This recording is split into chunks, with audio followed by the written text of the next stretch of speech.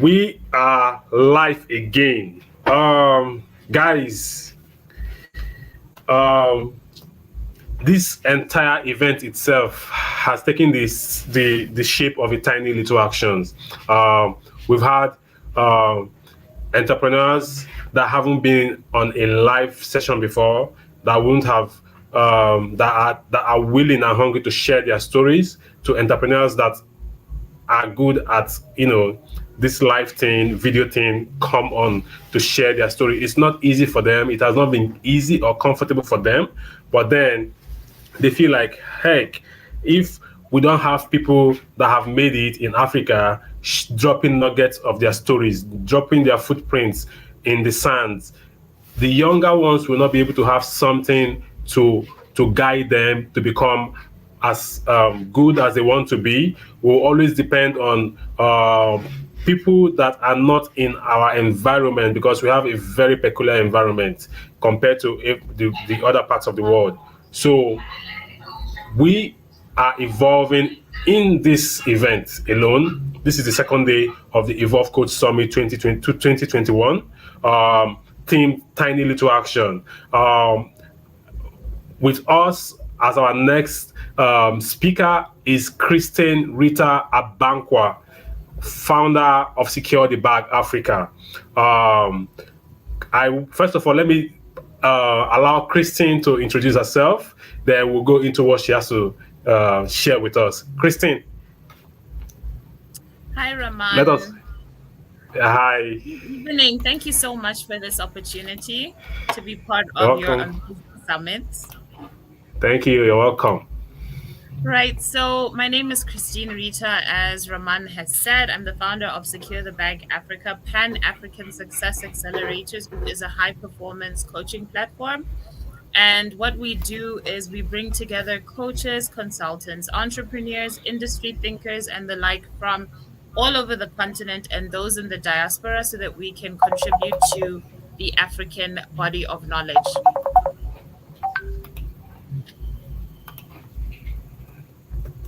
Okay. And that's it. I'm looking forward to talking. so so um we are excited to meet with you. I will share. I've shared the link for the Facebook with you. While we do that, let me share the link to the YouTube as well with you, so that if you have someone to share, to bring in in your audience, we'll just share with them. So then after we are done with that, you will now go into your content proper. Is that fine? That is fine. I'm just sharing the link. And yes, we can Awesome. definitely get started. So I'm going to leave the stage for you right now to take over the stage. So let's go. Thank you so much. Thank you, Raman. So, I'm going to be talking about defining your space of excellence, your space of uncontested excellence. That is something that I'm so passionate about. And it really is the birthplace of all the amazing innovations that we hear about in Africa and across the world. It all starts with an idea. And like today's theme is, or the summit theme is, tiny little actions. What are the tiny little actions that we can take to become excellent? So, what does it mean to be excellent? What does excellence mean to you? Excellence to me literally means you using everything at your disposal to do the best that you can right now. One of the things that hampers us from being excellent is we are always comparing ourselves to other people. We don't know their stories. We don't know how they have put what they have in practice. And we need to be thinking about how to do the best we have with the best we can with what we have. Where do the ideas of excellence come from? They can come from family, they can come from society. You know, society has already told us the paths to success, the careers, the businesses, the subjects that we have to study in order to be excellent. So, who really decides what excellence means for us. A lot of times it isn't even us deciding what excellence means. We are benchmarking ourselves on standards that we were never part of creating. How did we get to our ideas of excellence? This is something that everybody should be asking themselves right now. When you think about your own key performance indicators, which we should have on our own, we actually need to think of, what does excellence, what does high performance mean for me? When you think about what excellence means for society and what it means for you, is there a disconnect? Is there an agreement? How did you get to where you are today? This is a question that you need to ask yourself. I've already said that society plays a huge role. I'm not saying that we need to put aside what society says, because we do operate in society. We can't run away from that. But more importantly, you need to be driven and fueled from within. What happens when you attain the societal standard? Well, people are happy for you. People are happy with you. And then you get into the rat race and you continue trying to get to the top. And if you don't meet the standard of excellence, then you are relegated to a want to be, an unimportant person, somebody who is just trying, somebody who's irrelevant. And people don't really take into consideration your story, your key performance indicators, and how you want to show up in the world and take up space. So, how can you go about defining your own space of excellence? Let's look at some of the tiny little actions that we can take. The very first thing that I always encourage people to do is understand your gifts and your skills. Again, we live in a world where talented people are seen as the celebrities and people who are outstanding for whatever reason. Skilled people are seen as the ones who hold the top positions. Do you actually know what your unique makeup of gifts and skills is? Your gifts or natural talents are what you came to this world with. What you can do so well naturally that for me to keep up with you, I would literally have to study to be what you are naturally. What sort of compliments do you receive? What brings you joy? What could you do in your sleep? What comes naturally to you? Your skills you have attained in this lifetime. It could be through observation, it could be through education, it could be through practice. But these are things that you are skilled at. Understand the places where you're gifted, the places where you're skilled, and sort and arrange them into your strengths list. Raman, can you hear me? I'm seeing a strange flickering on my screen. I can hear you. I can hear you clearly. I can hear you. No interruption on your side? I think your video went out, but your audio was good. Perfect. Awesome. Okay. Thank you so much, Raman. You're So welcome. sort your gifts and your skills into a strengths list. You need to understand what you are strong at, what you are good at. You need to understand your superpowers. You need to look at yourself and say, this is what I'm very good at. It could be in numbers, it could be soft skills, it could be emotional intelligence, it could be organizing, it could be teaching, it could be helping. What just flows out of you? Are you good at bringing people together? Are you good at analyzing information? What comes so naturally to you? As I said, that for me to do what you do, I would literally have to study. The skills that you have, whether you've used them or not, whether you like them or not, whether you liked what you studied or not, what skills do you have? Just write them down without thinking about whether they're marketable or whether they look good next to somebody else's. So once you have this strengths list, you need to identify your target audience. So your target audience is comprised of individuals and organizations who need what you have to offer in this strengths list, who want it, and who are willing to cooperate with you in using it. And more importantly, who are willing to invest their time and other resources in what you are offering. If somebody says, oh, that's really nice what you can do, but they're not willing to invest their time and their money, that's not your target audience. You're looking for people who can see this strengths list needs to be monetized and it needs to be used. Again, it's not just about the money, because again, you find yourself in situations where people are willing to pay you, but they're not willing to respect you. They're not willing to give you space to grow. They're not willing to acknowledge you or give you the recognition you deserve. And so these are not your ideal audiences, audience members, individuals, and organizations. So now you look at your strengths list. You've identified your target audience, people who need what you have to offer, and then unpack the strengths according to the value they add to the target audience. This is where we often go wrong. It's not enough to say, I'm good at these 3 things, I'm skilled in these 4 things, and so I should be working at a bank. What bank? What department of the bank? What are you bringing to the table?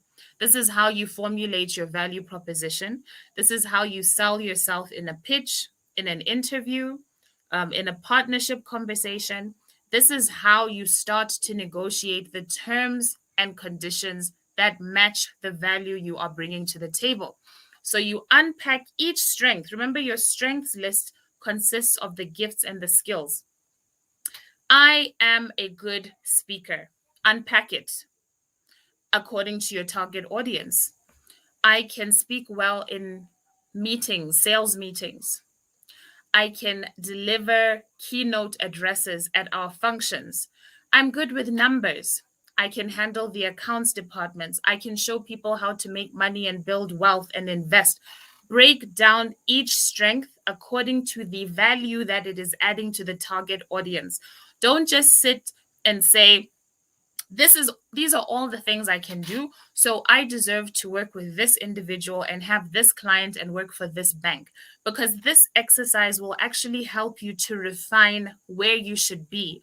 If you decide that based on your gifts and skills, you should be working for a bank, what are you doing in the bank? Who's your target audience in that bank? What is your target department?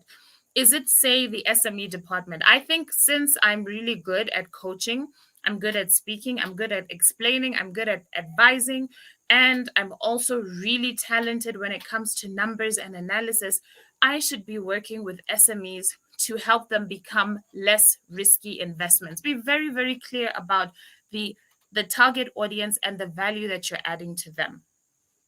Now you have your strengths list, you have your target audience, you have your value proposition. The next step that you want to take is identify vehicles. What is a vehicle? A vehicle is something that takes you from point A to point B. In this case, a vehicle is something that will help you take the things, the items on your strengths list to your target audience. How are you going to do it? If you say that you're a brilliant writer, but you're also brilliant with finance, how can you get these gifts and skills to your target audience? Are you going to do it through industry publications? Are you going to do it through report writing? Are you going to do it through presenting data from the central bank and breaking it down and making it much easier for us to understand? What is the vehicle? How are you? If I say that this is your vehicle right now and you're taking your skill to this company, how are you doing it? How are you going to take this gift of yours to this client? Are you going to put together a coaching program? Are you going to put together an advisory service? Are you going to become a consultant and monetize your knowledge so that you can get it to them? What are the various means that you can use to carry what's on your strengths list to your target audience? Because you have to take it somewhere. It's the same way that somebody who's a brilliant singer and sings about love. You, for example, let me make it so simple and relatable. This person says, I am going to sing love songs at restaurants And I'm also going to record an album. That album is going to take my love lyrics and my voice all over the world to my target audience members all over the world. And on top of that, I also want deals with hotels. So I have my CD. Okay, this is 2021. You have a memory stick or you have your MP3 file, right?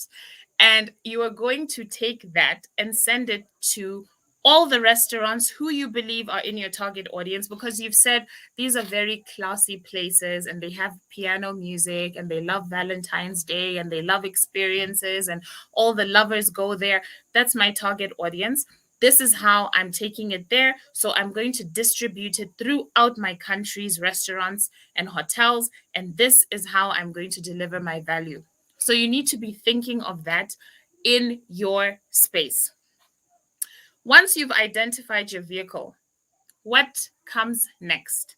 When you have a car, how do you drive? It's not enough to just have a car that's taking you from A to B.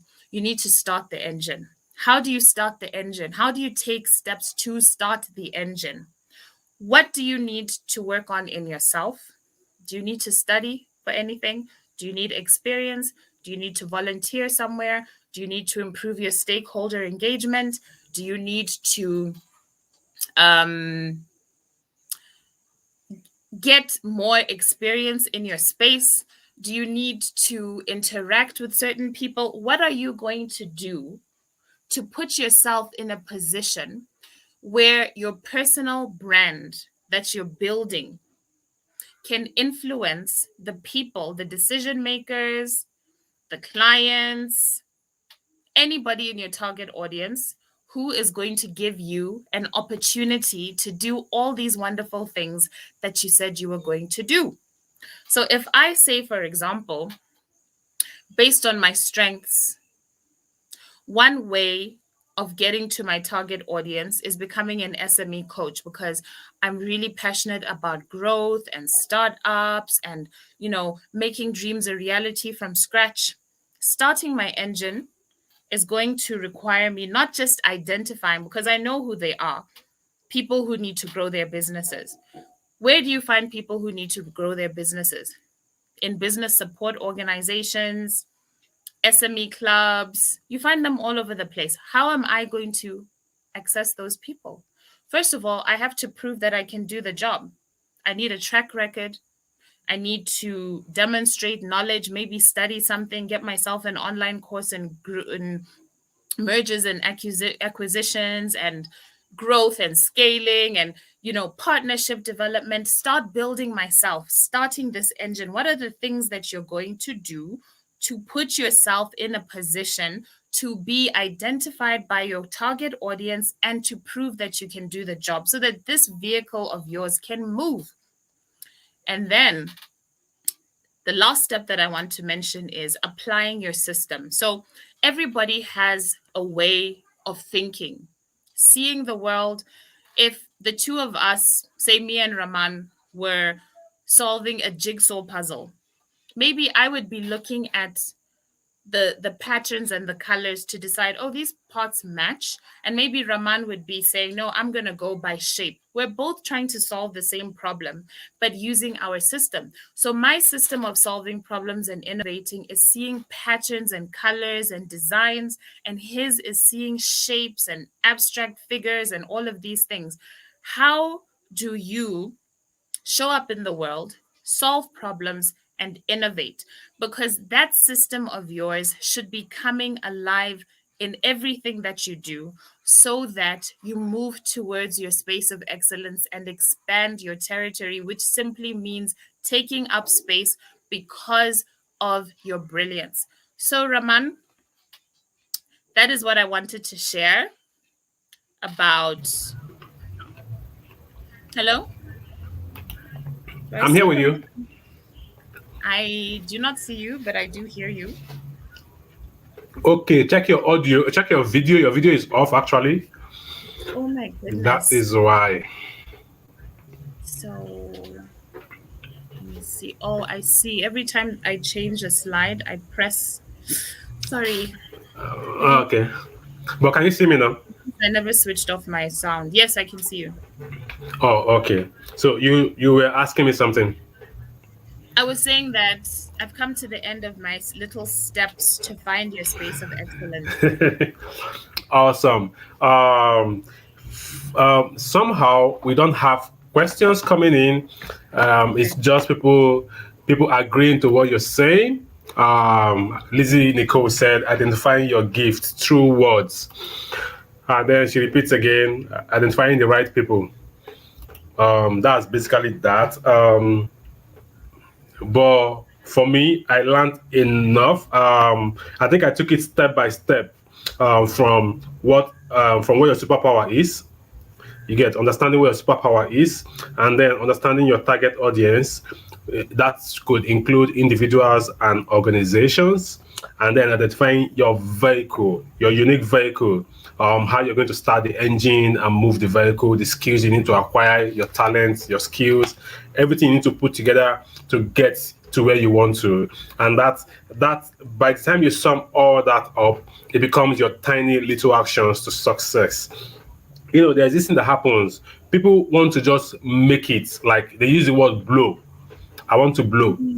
And then they don't understand they are actually on that journey of, exploding. So they ignore the actions they take. They ignore the time they take to read, develop themselves, go into some classes, maybe buy a course or a training or a coaching program, and then buy that domain name, set up that email marketing system and begin to do it. And then get one person saying, yes, I want to buy this. And it may be one person per month, but then over time, if you keep at it and keep doing what you're doing and not overthinking the process and not judging yourself in a wrong way, you'll find out that one will get to 2 to 3 to 4 in steps. Then it begins to compound to 4 times 4 to 16 times 16. It compounds over time, and by the time you are 3 years, 5 years, 10 years in it, it becomes natural to you, and people are beginning to wonder, how did you become this good in this short time? It is because you have been at it over and over and over, and you could do it in your sleep. It becomes easy. It's like it becomes like weightlifting, and you can go and lift the weight easily. And somebody is thinking, because you could do it easily, they think they could do it easily too, so they go to try. Now, yes, and that becomes their tiny little actions too, because somehow they may be able to beat or hit the same record you've hit. You get? So we get to the point where people now say, wow, I want to do this.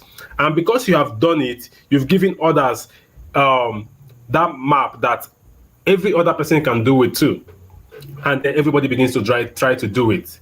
Some people will hit the record, some people will break the record. But then if you do not start, 1, you will not be able to make success for yourself.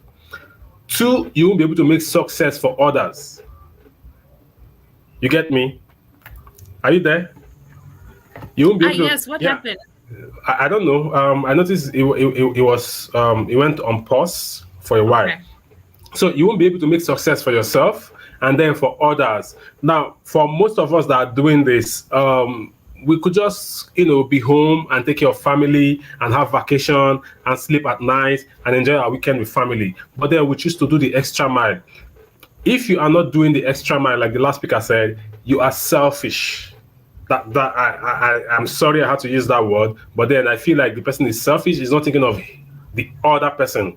What impact is it going to create in the life of somebody else? So, Christine-Rita, I don't know if I'm getting your name correctly.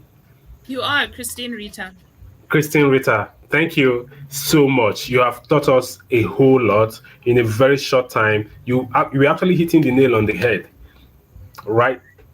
So I hope some of us will watch this video and decide we want to actually join Christine-Rita in her journey. She's the founder of Secure the Bag Africa. Now, women could actually secure the bag in Africa. And I mean, the bags in dollars. That's what she means. It's not like it is the money bag. So it's not the bag of gari. It's not the bag of rice or beans. Even those, you could sell them to make money. But then she's actually helping you in her coaching programs to secure the bag. Is it just women or both It's genders? it's women, men, and organizations. So individuals and companies. Awesome. Can you please tell us a little about Secure the Bag Africa? Okay, before I tell you about Secure the Bag Africa, Raman, one quick thing on the target audience. I always use this example from the Bible, a Bible verse that says, Okay. "Don't cast your pearls before swine." So if you take off your white tuxedo or your pearls and you put them on pigs, there's nothing wrong with them, but they swim in mud. That's what they do, you know? Yeah, And then yeah, you get upset that they're not valuing your white tuxedo or your pearls. This is an example of forcing yourself on the wrong target audience, people who were never meant to fully appreciate you. that is I think true. that's what we really need to remember. And then just briefly, Secure the Bag Africa, to briefly tell you what it does is, I started it because I want to help individuals, businesses, and organizations to implement their visions, Africans to implement their visions, accelerate their purposes, and take their personal brands, careers, or businesses to the next level so that they can grow, scale, and secure their bags, which means get what you want, make money, and achieve your goals. And Yeah. we bring, like I said, we bring together consultants and entrepreneurs so that we can drive tangible results, boost productivity, and develop a high performance mindset. So that's through coaching, consultancy, and content creation. Awesome. Awesome. I think apart from the summit, I will bring you into like a session where it is more tactical. We are not in a hurry, so that we can give other people opportunity, maybe from Nigeria, to get to know more about what you're doing and maybe sign up, because I like to show people opportunities that make them better. You get, I don't have to serve them alone. I believe that if we all join our hands together or join our creativity together, we can cause more impact in Africa. So I thank you agree. so much. Yeah, thank you so much. I'm grateful for your time. I hope you Thank enjoyed the you. session. I did, and I wish you an amazing summit tomorrow as Thank well, you. tonight and tomorrow. Yeah, tonight and tomorrow. So our next speaker is Lady B Bless. She's an amazing woman, and I'm hoping to bring her up in the next probably 20 minutes, 25 minutes. We'll be back again. Thank you, Christine-Rita Thank Abankwah. you, I want to call Roman. that name. Did I get Bye. Abankwah correctly? You did get Abankwah correctly. You're West Thank you. African, so you have to. You I did. have to. I have to. Yes. Thank you so much. Hello, Bye. guys. We'll see you in the next 20 minutes. We have to go back and prep our next speaker to come in and then take a break. I hope you guys enjoy this session. I want to get your comments. I want to get your questions. These are education. These are information that you should not take for granted. Thank you, guys, and see you in 20, 25 minutes. Thank you. Thank you.